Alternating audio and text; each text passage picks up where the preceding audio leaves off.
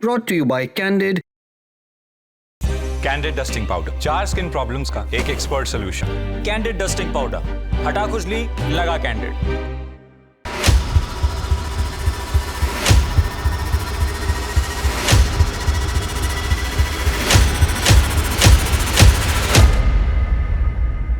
Middle east में छिड़ी जंग कब रुकेगी? एक तरफ ट्रंप पीस टू स्ट्रेंथ का ढिंडोरा पीट रहे हैं, बताना चाह रहे हैं कि ईरान उनसे कह रहा है कि जहां पनाह तुझसी ग्रेट हो, तोहफा कबूल करो। लेकिन ईरान है जो ये कहे जा रहा है कि अमेरिका से कोई बात ही नहीं हुई। मतलब ट्रंप दावा कर रहे हैं कि ईरान के साथ प्रोडक्टिव बातचीत हो चुकी है और जंग जल्द खत्म हो सकती है। दूसरी तरफ ईरान के बड़े नेता इन दावों को पूरी तरह नकार रहे हैं। हर पक्ष अपनी कहानी गढ़ रहा है, जिससे अब ये समझना मुश्किल हो गया है कि आखिर सच्चाई है क्या।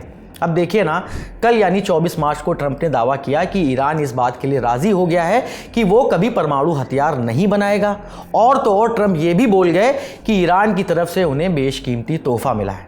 ट्रंप के इन दावों की हवा ईरान के विदेश मंत्रालय के प्रवक्ता इस्माइल बगाई ने निकाल दी। इंडिया टुडे की पत्रकार गीता मोहन से बातचीत में इस्माइल ने कहा कि पिछले 24 दिनों में ईरान और अमेरिका के बीच कोई बातचीत नहीं हुई है। अमेरिका पर भरोसा नहीं किया जा सकता, उसने मध्यस्थता की प्रक्रिया को भी नुकसान पहुंचाया है। इस्माइल ने ट्रंप के जंग को जीत लेने वाले दावे को भी सिरे से नकार दिया। उन्होंने कहा, अमेरिका इस युद्ध को पूरे क्षेत्र में फैलाने की कोशिश कर रहा है। ये एक अवैध युद्ध है और अंतर्राष्ट्रीय कानून के तहत ईरान के पास अपनी रक्षा करने के अलावा कोई विकल्प है ही नहीं।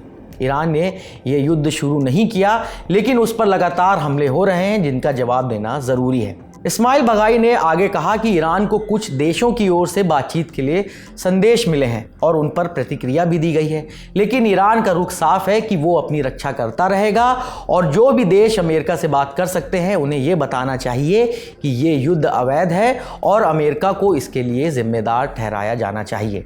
दरअसल इस जंग में पाकिस्तान ने खुद को एक प्रमुख मध्यस्थ के रूप में पेश करने की कोशिश की है। पाकिस्तान के प्रधानमंत्री शहबाज शरीफ ने 24 मार्च को एक्स पर पोस्ट करके कहा था कि पाकिस्तान मिडिल ईस्ट में जारी युद्ध को समाप्त करने के लिए चल रहे कूटनीतिक कोशिशों का स्वागत करता है और उन्हें पूर्ण समर्थन देता है ताकि इस इलाके में शांति और स्थिरता बनी रहे। पाकिस्तान इस झगड़े को पूरी तरह से हल करने के लिए और बातचीत को आसान बनाने के लिए मेजबानी करने के लिए तैयार है। पाकिस्तान के इस बयान पर ईरान के राष्ट्रपति मसूद पेजेश्कियान का भी बयान सामने आया है। बीबीसी की रिपोर्ट के मुताबिक ईरानी राष्ट्रपति ने कहा है कि आज हम दुनिया के कई देशों के लोगों को जागते हुए देख रहे हैं।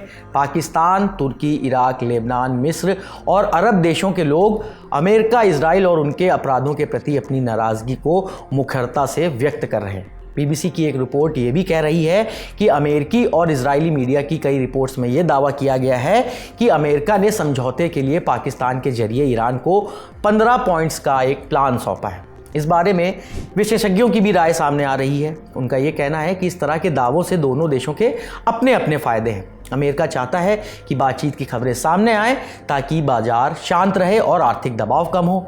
वहीं ईरान ये चाहता है कि दुनिया पर इस जंग का आर्थिक असर ज़्यादा से ज़्यादा पड़े ताकि अमेरिका और उसके सहयोगियों पर दबाव बढ़े।